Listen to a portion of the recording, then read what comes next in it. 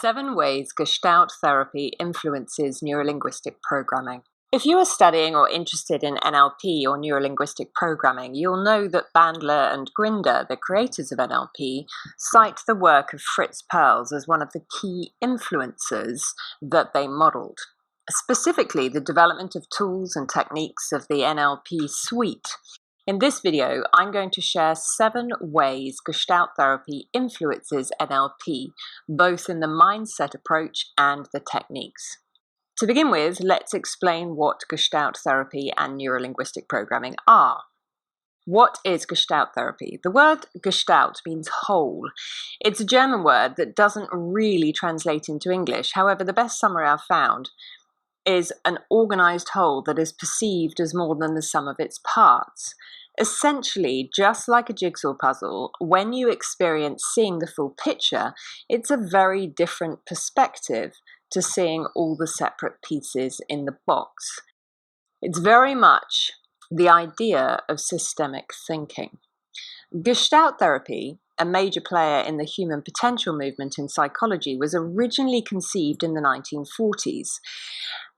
And it remains an important player in today's therapeutic buffet. Consequently, its themes are present in many other prominent therapies such as CBT, cognitive behavioral therapy, mindfulness, and NLP, Neuro-Linguistic Programming. The core principle of Gestalt therapy is that humans are best viewed as a whole entity consisting of body, mind, and soul. People are best understood when viewed through their own eyes. Additionally, we find our solutions not by looking back into the past, but by bringing the past into the present. We are connected to each other and the environment. Gestalt therapy suggests that a person is connected to their environmental field, specifically physical objects, social objects, the mindset influence of family and society, and other forces in our realm. The Gestalt approach suggests nearly all of our behavior is related in some way to this person-environment complex. The interaction between the person and their environment forms a relationship that takes the form of a Gestalt, or effectively, a part. Originally developed by Fritz or Frederick Perls and Laura Perls, together with Paul Goodman and Ralph Hefferlein, as a revision of Freud's psychoanalysis. Perls began his psychiatric career as a Freudian analyst. However, he came to the conclusion that the concept of Freudian ideas had value, and yet the philosophy and methodology of psychoanalysis was outdated. Subsequently, in the 1920s, Perl became interested in the therapeutic system being developed by Max Wertheimer, Wolfgang Kohler, and Kurt Koffka. Their theory of behavior was founded on the concept that psychological phenomena are organized and synthesized wholes rather than constellations of specific molecular parts. They called this system Gestalt. In summary, the Gestalt therapy approach addresses the what and how of the here and now. By working with a client's current thoughts, emotions, and senses, the Gestalt therapist supports increased awareness of habitual patterns of living and their relationship with those patterns and experience that may be problematic. Systems evolve over time, and yet the core concepts tend to remain the same. In 1951, Perls and his collaborators created the book Gestalt Therapy, Excitement and Growth in the Human Personality. For many years, concepts of rationalism taught us to separate the ideas of mind, body, and environment. In reaction to this, Perls suggests we have become fractionalized people, separated into multiple parts in our mind and energy systems. Therefore, Gestalt therapy was designed to integrate all these disparate parts of the self, in order that we can function as a whole being comprised of energy, feelings, perceptions, thoughts, physical movements, and sensations. Gestalt therapy delivered us a harmonious, holistic approach to life. So let's look at what is NLP. NLP offers a template for success, identifying how we can modify our behavior to create a life that's enjoyable because it aligns with our values. It supports you in identifying what you want in life, how to let go of physical and conceptual barriers, and gives you a step-by-step process for creating the life you really want. NLP was conceived as a set of tools and techniques derived from a detailed study of the following therapists and psychological techniques. Number 1, Fritz Perls, who we've mentioned. Number 2, Virginia Satir, who specialized in family therapy, and number 3, Milton Erickson, specializing in hypnotherapy. So what are the 7 ways Gestalt therapy influences NLP? First is with the concept of wholeness. Self-actualization is the term used for awareness and the journey towards fulfilling our potential. In order to achieve self-actualization, we want to become more aware of our whole selves. Frequently, people tend to have an awareness of a very small part of themselves. As a result, we might think that we have limited internal resources. Consequently, if we assume we have limited internal resources, we might look for external support, which could lead to dependent behavior. In NLP, like Gestalt therapy, we're always working towards wholeness and the awareness of the unconscious and conscious mind, body, and soul. Quite simply, by working to integrate parts into the greater whole, we create a balanced perspective of life. Number 2, Gestalt therapy influences NLP with the concept of parts. In NLP, we're always working with the idea that the integration of parts into the whole creates a greater whole. We tend to categorize these parts into 3 types relating to what's in our focus. 2 parts that are towards. A towards conflict is when we want 2 different things at the same time. Let's say that your CV is out with a headhunter and you gain 2 job offers. You like both companies and you can't decide which offer to go for. You're in a stuck state and the motivating emotions are both positive.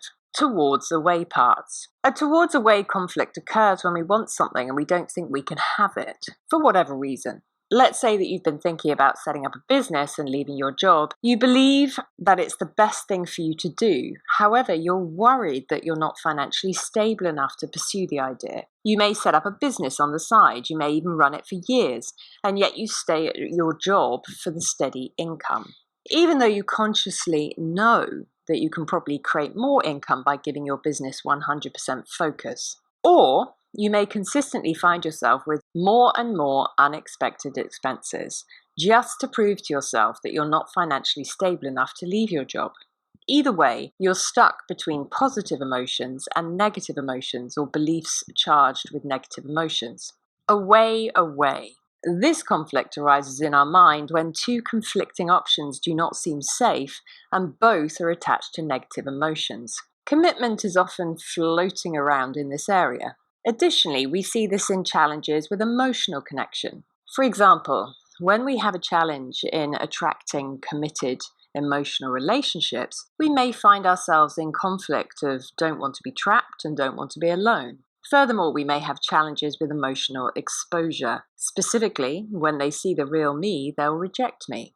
Away conflicts tend to be harder to resolve, and they often manifest in obsessive behavior and borderline personality. Resolution comes from releasing the negative emotions, any limiting ideas, and integrating all parts into the whole from the client's perspective.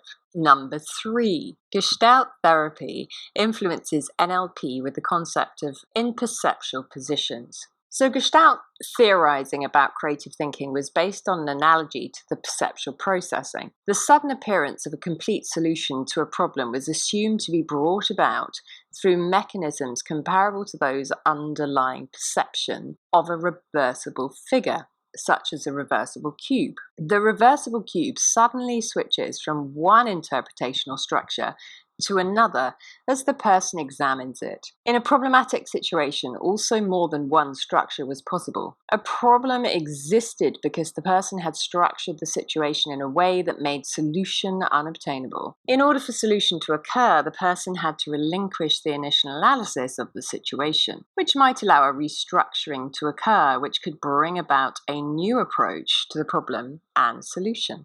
The perceptual positions technique used in NLP draws on the psychodrama aspects of the Gestalt therapy and this method of the insight sequence. Specifically, problem leads to impasse, leads to restructuring, leads to insight.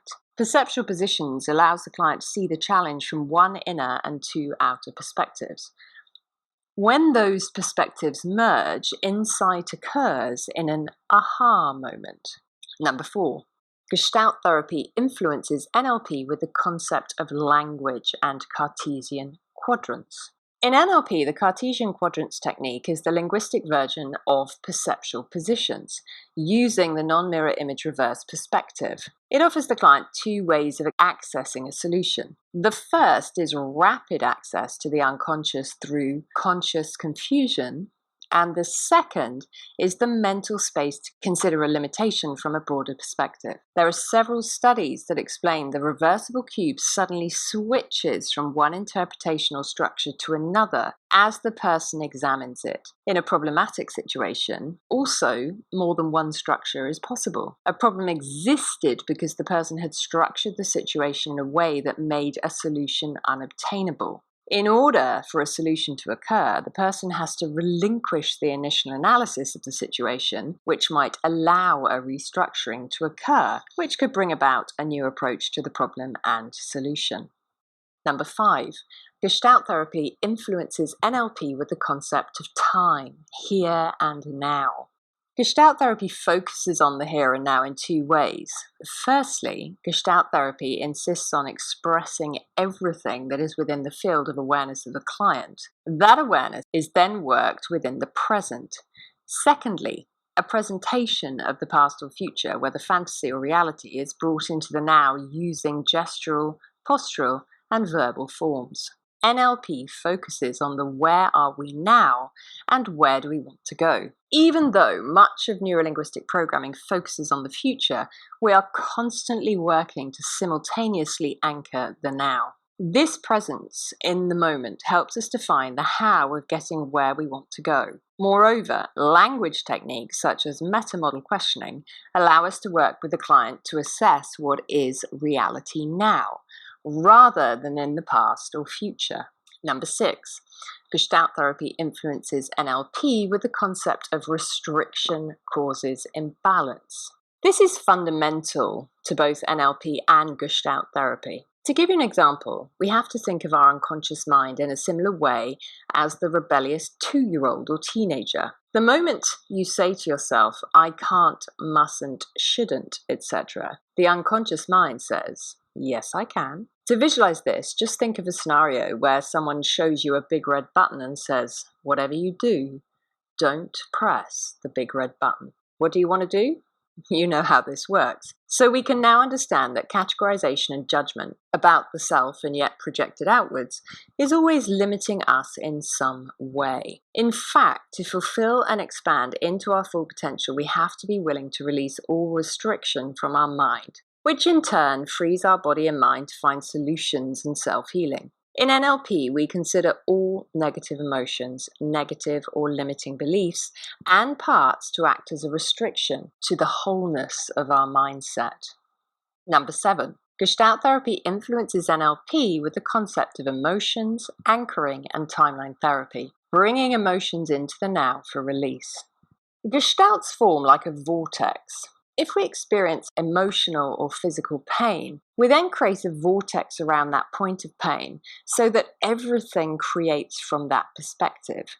Perhaps you might say that every idea is tarnished by the original pain. In both anchoring and timeline therapy, we bring the awareness of that pain, emotional or physical, into the now for release.